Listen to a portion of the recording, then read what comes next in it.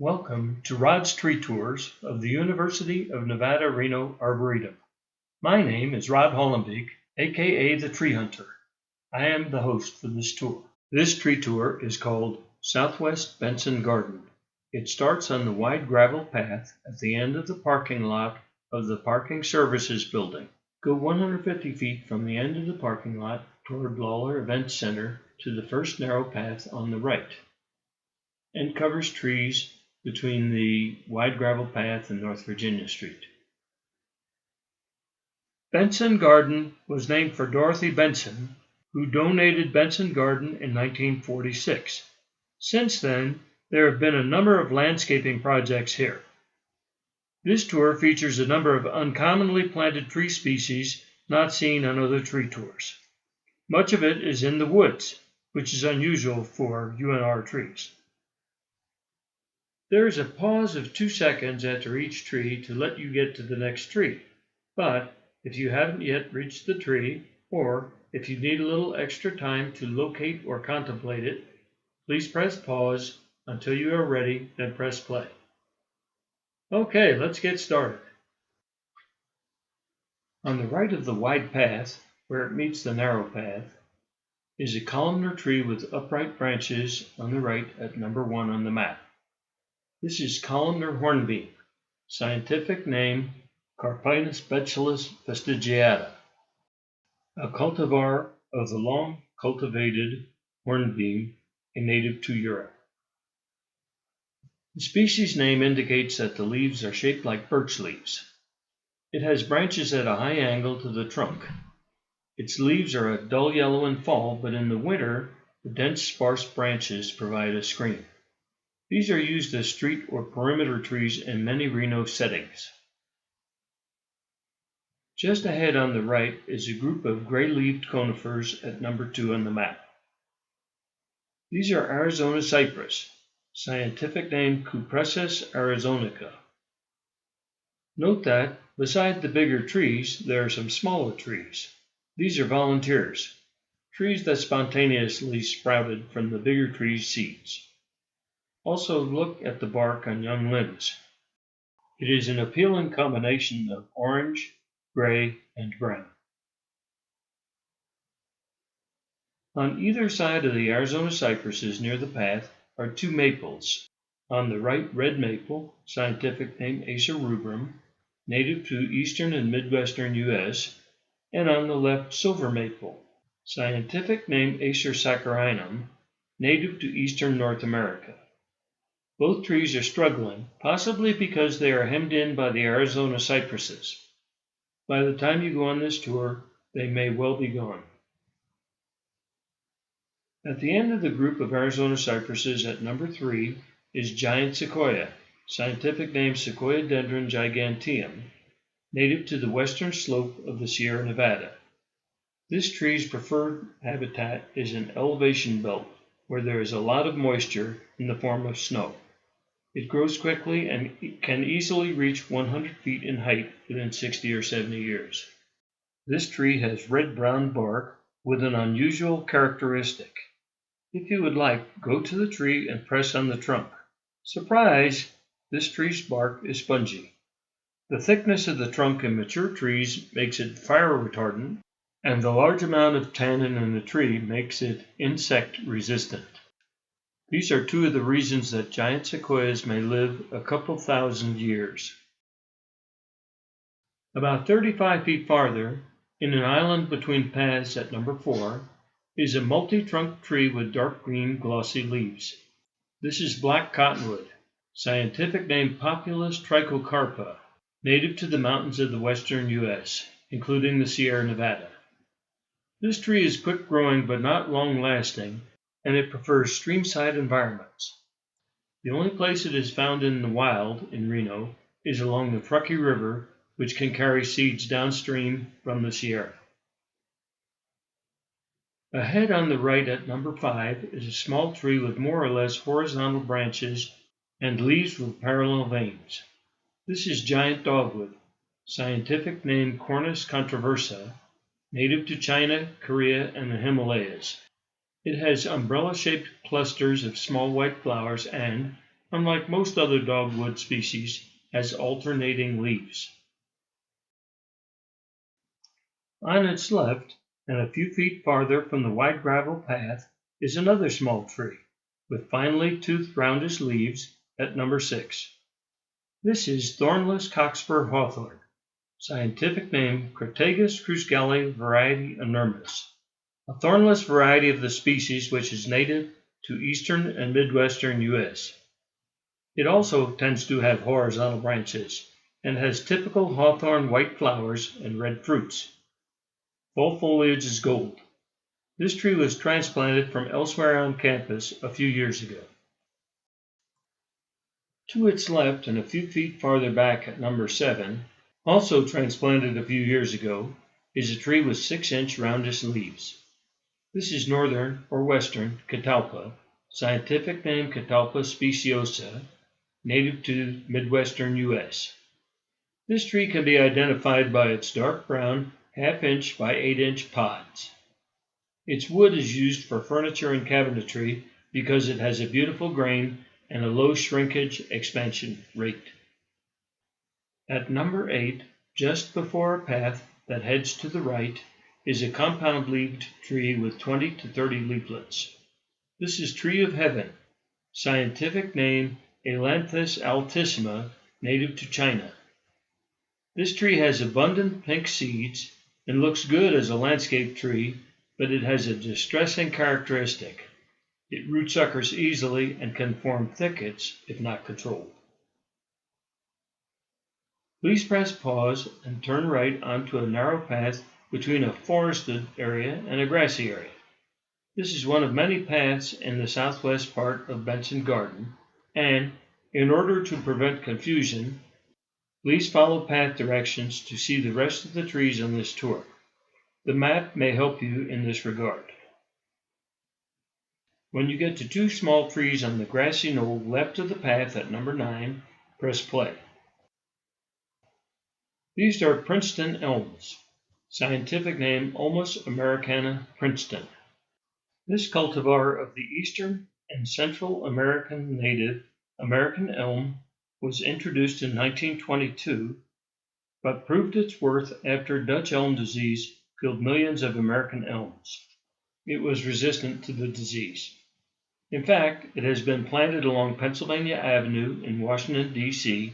to replace trees killed by the disease. Please press pause and follow this path around and look to the right at a rounded shrub at number 10, then press play. This is Boxelder, scientific name Acer negundo. This was planted as a tree, which later died to the ground. But such trees are hard to kill. Root suckers grew from the stump. The UNR facilities crew have trained it to be a round-headed shrub, proving that you can turn a tree into a shrub. Nearer the path, 10 feet farther at number 11, is a small tree by itself. This is Goldenchain Tree, scientific name Laburnum ex watereri, a crossbreed between 2 species of laburnum, native to Europe. It has 2-inch, 3-lobed leaves reminiscent of clover, long drooping strings of bright yellow flowers reminiscent of those of pea, and long stringy seed pods. All parts of this plant are poisonous, so don't eat it. 20 feet farther on the left, at number 12, is Weeping Willow, scientific name Salix babylonica. This tree has been cultivated for thousands of years. At one time, it was thought to grow in the Hanging Gardens of Babylon, one of the 7 wonders of the ancient world, but this idea was discredited after the tree was named. It is a riparian, that is streamside, tree. It grows rapidly but is short-lived, maybe an average of 50 years. This particular tree is faring poorly and will probably be removed in the near future. Another 15 feet farther on the left, at number 13, is Japanese Apricot, scientific name Prunus mume, native to China, of course. It has fragrant pink flowers in late winter, followed by small fruits in some years. The taste of these fruits compares poorly to the taste of other apricots in this area. Consequently, It is essentially an accent tree. Another 15 feet farther on the left, at number 14, where two paths intersect, is fruiting apple, scientific name Malus domestica. This tree has white flowers and fruits which, I am told, are edible but not very tasty. Cross the intersecting path. On your left, at number 15, is a conifer with multiple small limbs and short needles. This is Mugo Pine, scientific name Pinus mugo, native to mountains in Central and Southern Europe. It is usually considered a tree shrub, that is, a plant that can have either a tree or shrub form, but over time it can grow to tree size. The regular form of this tree shrub makes it appealing to landscapers. About 10 feet farther on the left, at number 16, is Birchleaf mountain mahogany, scientific name Cercocarpa speciosa, a tree shrub native to southwestern U.S. This is the predominant mountain mahogany on the western slope of the Sierra Nevada. Its name comes from the fact that it has birch-like leaves and bark with a color like that of the tropical tree mahogany. The seeds are very interesting. The end away from the plant is fuzzy and sometimes curled like that of a butterfly's tongue. If you would like, take a leaf pointing toward the center of the tree shrub, I won't look, and put it into your pocket. It may come in handy near the end of this tour.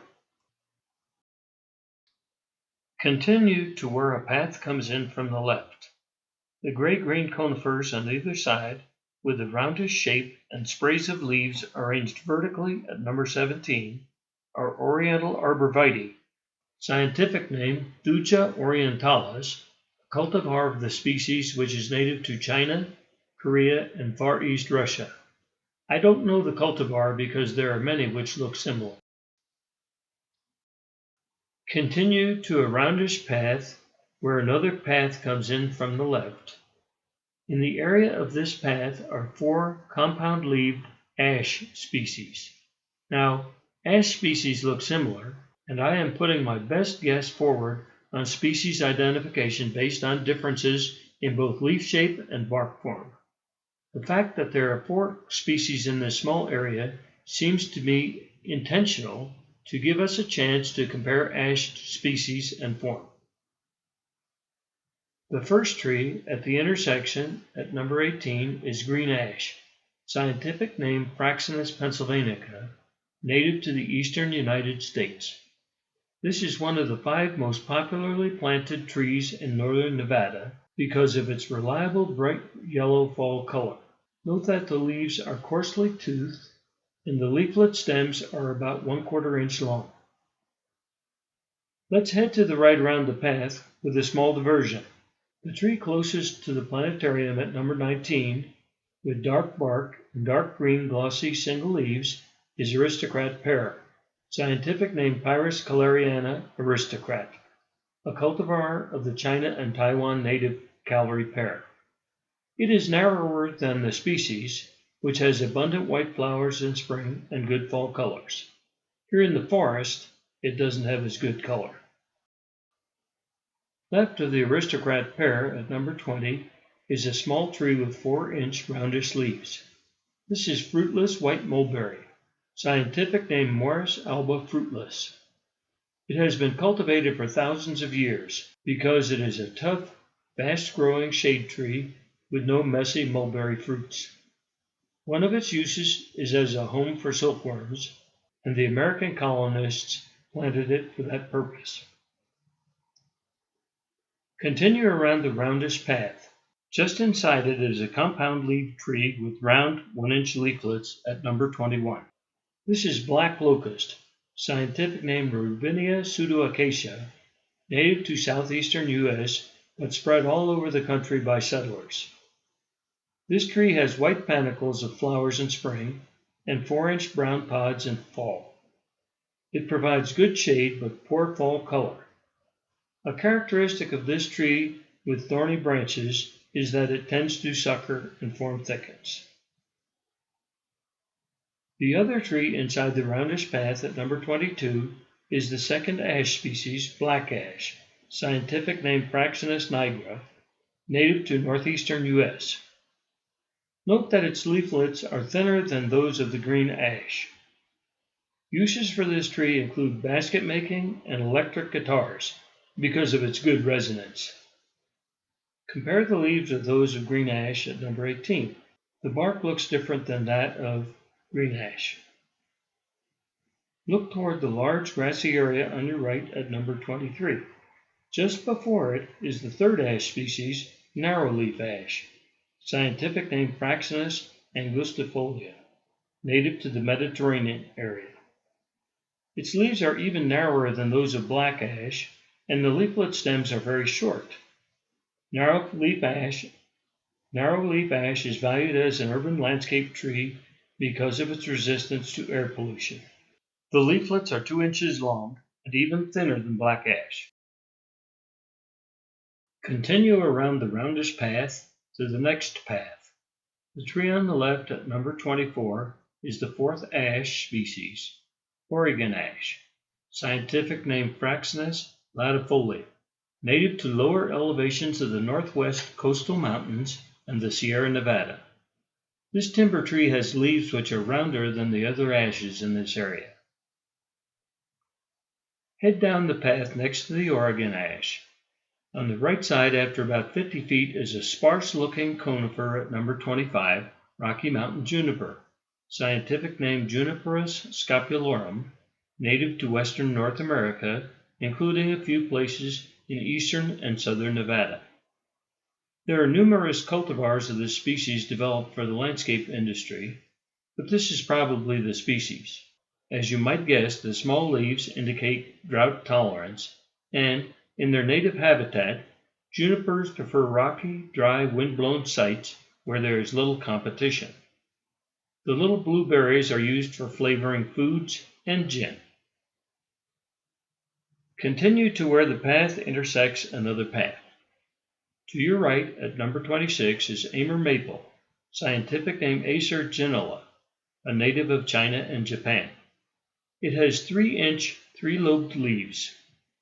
It is a very tough tree once established and stays less than 25 feet tall. Perhaps its best feature is its abundant red samaras, winged seed pods, which flood the tree in summer. It has red, orange, and yellow fall color in the best years. Please press pause and continue on this path to the sidewalk along North Virginia Street. Turn right. After about 50 feet on your right and about 20 feet from the sidewalk is a tree shrub at number 27 with many stems coming from the ground. Reach into your pocket and take out the Birchleaf mountain mahogany leaf. Press play. This tree shrub is Curlleaf mountain mahogany, scientific name Cercocarpus latifolius, native to western North America, including the eastern slope of the Sierra Nevada.